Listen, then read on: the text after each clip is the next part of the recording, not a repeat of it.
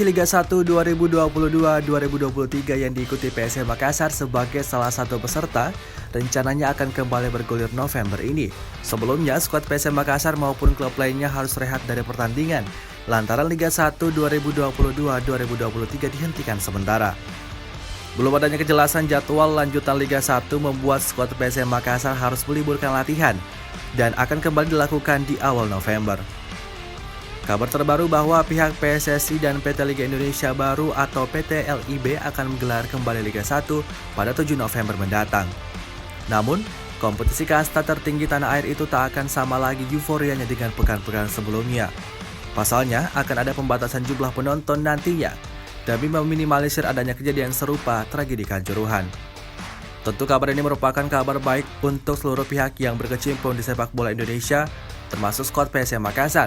Hanya saja dengan pembatasan jumlah penonton juga memiliki dampak kurang baik untuk klub maupun supporter.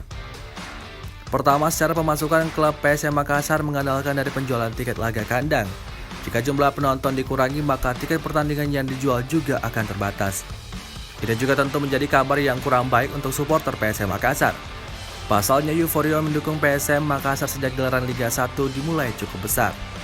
Meskipun PSM Makassar harus bermarkas di Stadion B.J. Habibie Parepare yang jaraknya sekitar 170 km dari kota Makassar.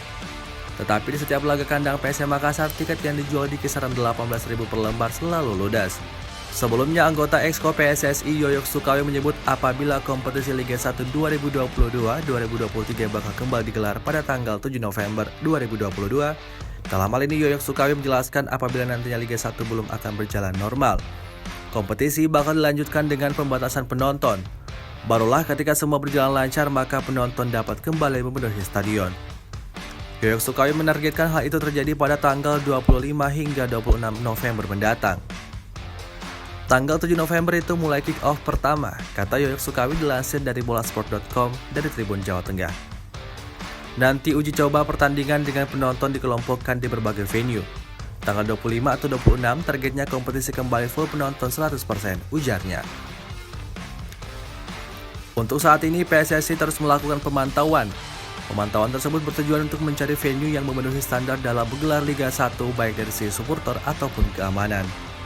Sementara itu Liga 1 2022-2023 sudah terhenti sejak tanggal 1 Oktober lalu. Hal tersebut merupakan buntut dari adanya tragedi Kanjuruhan yang menelan korban jiwa sebanyak 132 orang. Sebelumnya pihak PT LIB sempat menyebut jika Liga 1 hanya ditunda selama sepekan. Namun tak berselang lama pernyataan tersebut diralat oleh PSSI. PSSI mengabarkan apabila kompetisi dihentikan sampai waktu yang tidak ditentukan. Penghentian kompetisi ini sendiri tak hanya berlaku bagi Liga 1 2022-2023. Liga 2 dan Liga 3 juga mengalami hal serupa.